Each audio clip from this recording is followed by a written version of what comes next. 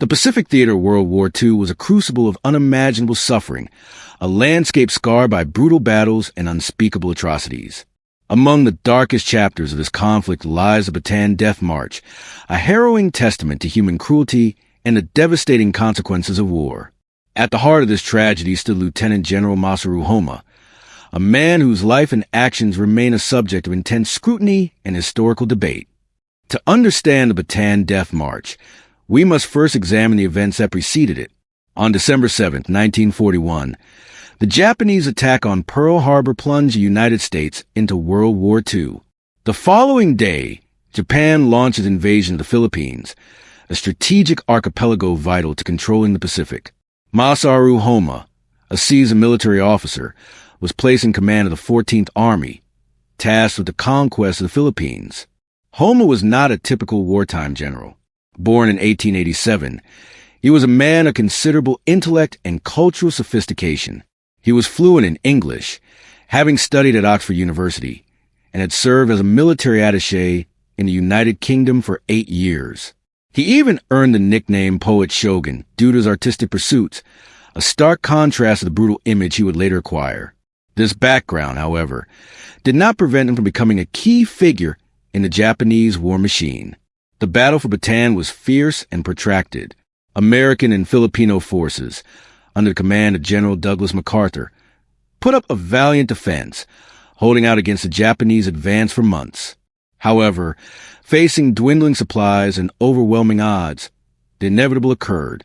On April 9, 1942, the U.S. and Filipino forces surrendered, marking the largest surrender of American troops in history. What followed was a nightmare. Homma's forces were overwhelmed by the sheer number of prisoners, far exceeding their initial estimates. Faced with a logistical crisis, Homma ordered the prisoners to be moved to prisoner of war camps further inland. This order initiated the Bataan Death March, a 65-mile forced transfer that would become synonymous with wartime brutality. The prisoners, already weakened by months of combat and starvation, were subjected to unimaginable suffering. They were forced to march under the scorching Philippine sun, with little to no food or water. Those who fell behind were beaten, tortured, or executed. The march became a gauntlet of death, with thousands succumbing to exhaustion, disease, and outright murder. The stories of the march are filled with harrowing details. Prisoners being bayonet, shot, or left to die by the roadside. The sun treatment, where prisoners were forced to sit in the blistering heat without head coverings. The lack of medical care, leading to widespread disease and suffering. The sheer scale of brutality shocked the world, turning Homma into a symbol of Japanese wartime atrocities, known as the Beast of Bataan. After the war, Homma was arrested by American forces and extradited to the Philippines, where he was tried by a military tribunal in Manila. He was charged with war crimes, specifically for his responsibility in the Bataan Death March.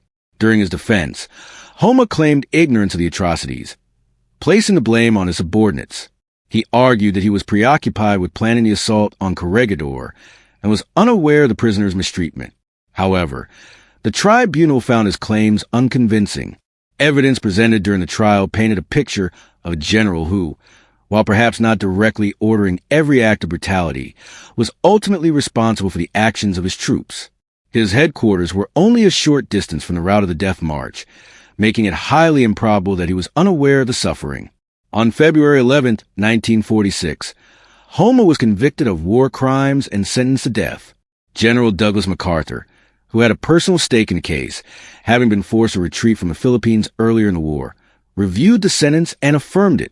He stated that Homma's actions constituted a heinous crime against humanity, justifying the death penalty.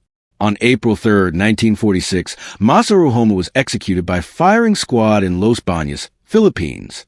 His wife, Fujiko Homma, remained steadfast in her loyalty, expressing her admiration for her husband even after his death.